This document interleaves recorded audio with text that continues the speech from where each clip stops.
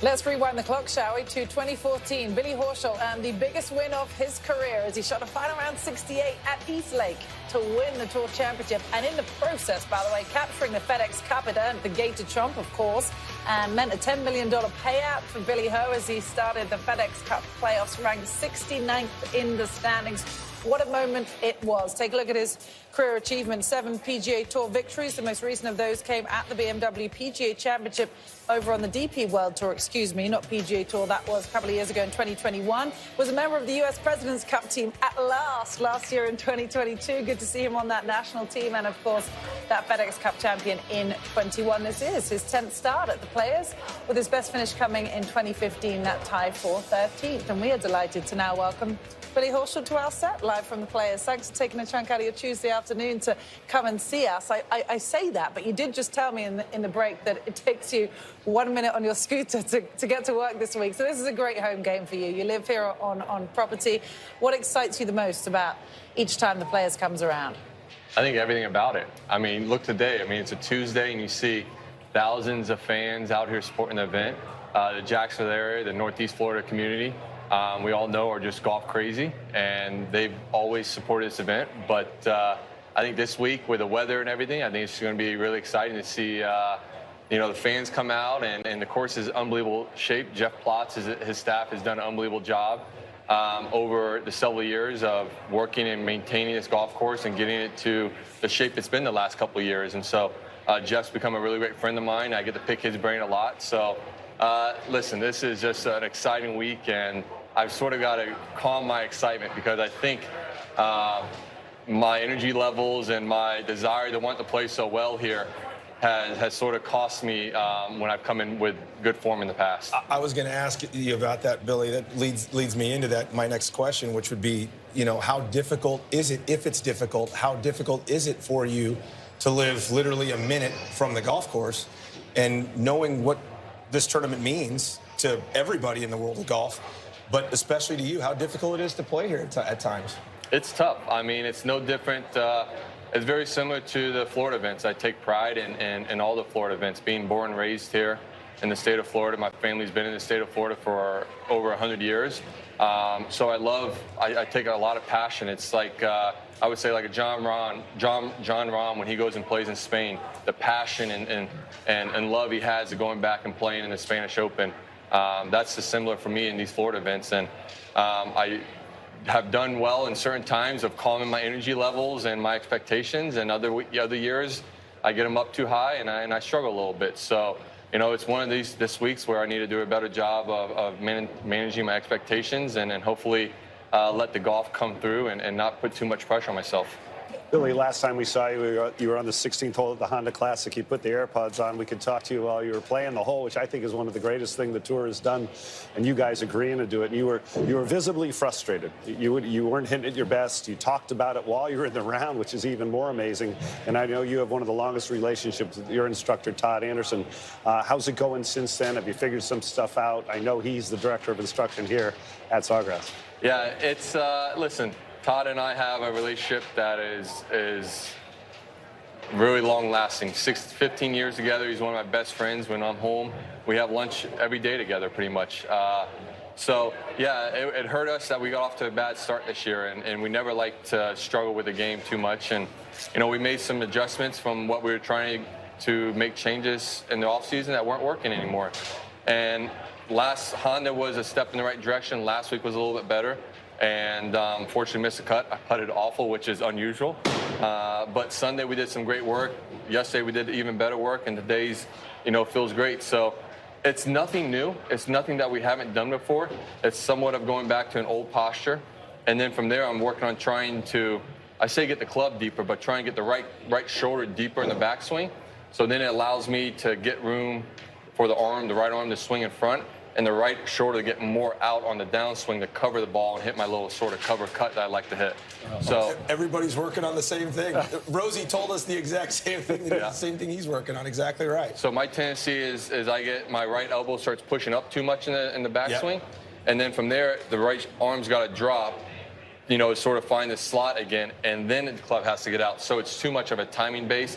Club gets underneath a little bit too much. So you got to throw it. Or you got to throw it, yep. Which I've had both of everything going on as of late. So the more the right shoulder can get deeper and give room for the right arm to swing back in front, and then I can cover it with the right shoulder, the better off the left shot goes away, and more or less you're just going to see, at worst, a pull fade or something that overcuts a little bit, which I'm totally fine with. How much of that is mechanical from a swing perspective versus mechanical from a body perspective, like your body potentially not allowing you to do certain things at certain times?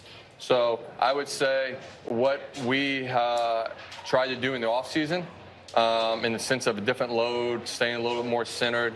The body doesn't really work that well. It was the best. We tried it a couple times, and we thought it was more maybe, strength based. And I'm in better shape than I've ever been, and it looked good on the range. It looked good on video. It just didn't transition into tournaments. And so now what we've gone back to is more or less what I do. My body does best. I don't have really great internal rotation in my right hip, so my right hip can't turn a lot. So I've got to feel like I sit more in my posture, and the right hip's already deeper based off, how I'm setting my angles and my posture.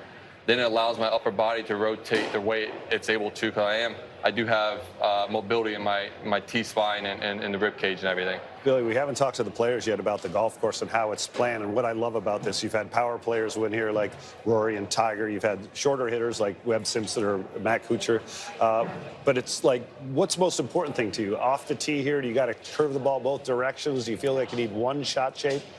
I think one shot shape off the tee is fine. I mean, if you want, you can draw, drawing it on 2 is a key, and then maybe 10, really, if you want to draw it. 16, maybe? 16, I hit a cut right down off the left-hand side. Zero issues. Zero issues. I can start on the right side of the trees, and I can cut it.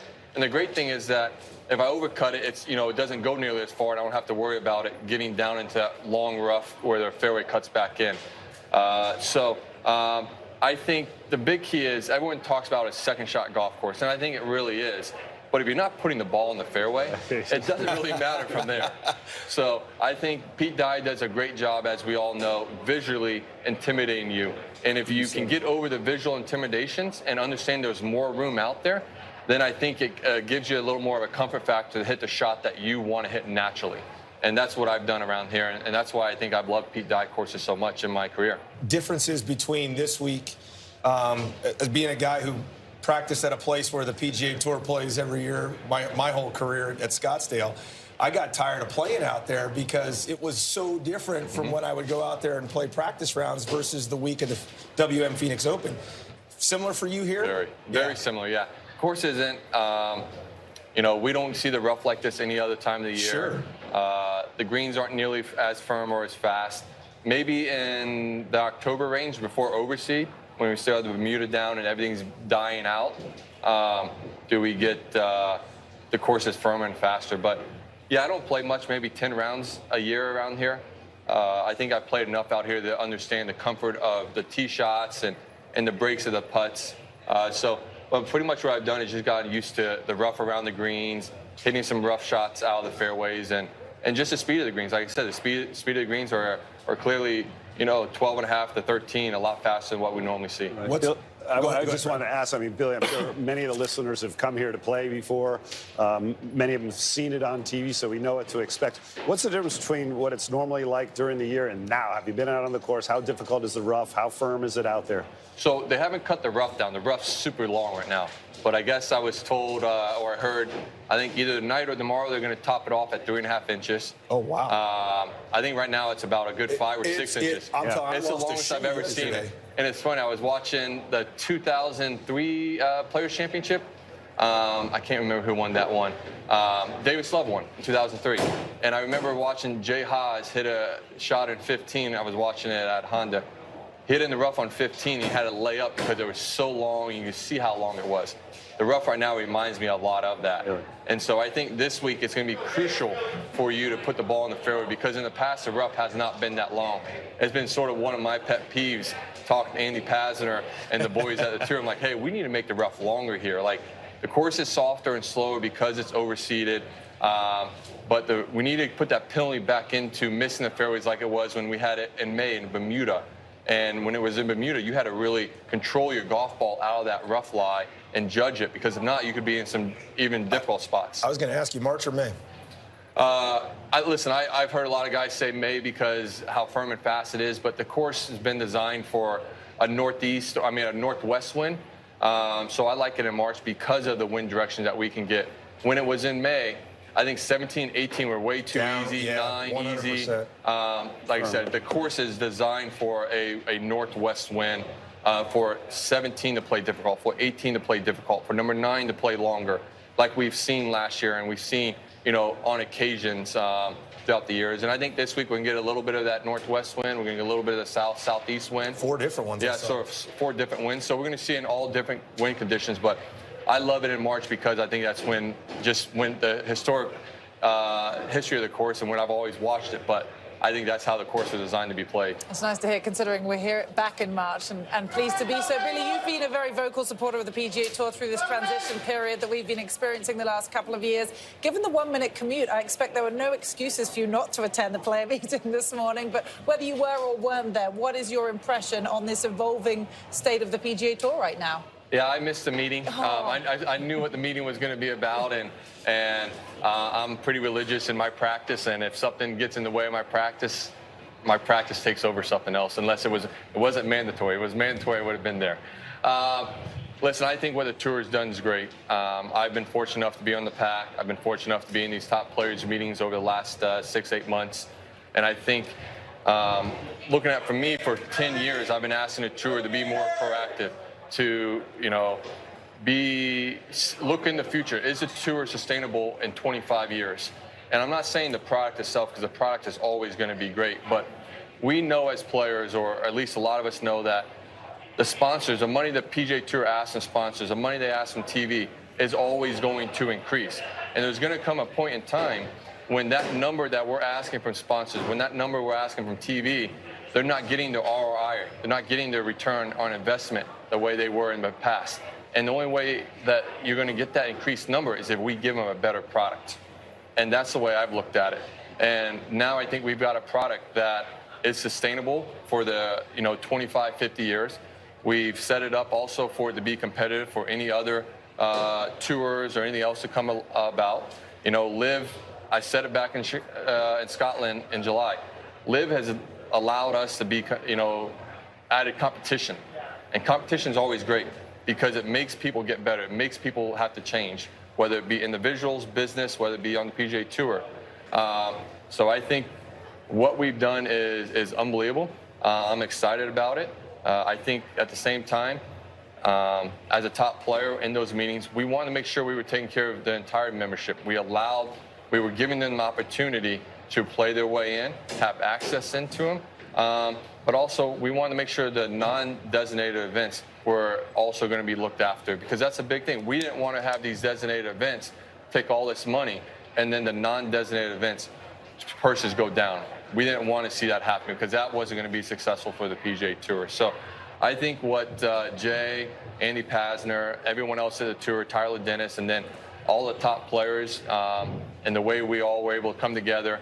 Sure, we had different views on different things at different times, but we all came together to figure out what was the best product for the future of the PGA Tour, and I think what we have is going to be very successful. I'm excited to see how it's received from the fans, from the sponsors, from TV over the next handful of years, and hopefully, the way we all expect it to is the way we see it. So change for good. And you recently played, of course, in one of the non-designated events and got off to such a good start at the Honda with that opening 65. And I know you have such a passion speaking about this Sunshine State and wanting to win here in the state of Florida. Maybe this could be your week. Before we let you go, I know you're a big soccer fan as well. I got to ask you, West Ham going to stay up this year? Yes, they are. It's going to be a stressful last 2.5 months or 2 months. But they're going to stay up. There's a lot of money, $200+ million if they go down. So we've got way too good of players. Deck, who's a really good friend of mine, the captain of the club. I talk to him on a regular. The players aren't, obviously they're down a little bit, but they're still sticking together, still playing hard for the club and for the team, and they want to make sure that we don't go down, because going down is a bad thing right now. 16th in the Premier League right now, but hosting Aston Villa on Sunday. You guys can watch it on the USA Network. I know you're a big Hammers fan. Thanks for joining us on this Tuesday afternoon, Billy, and best of luck this week. Thank you all.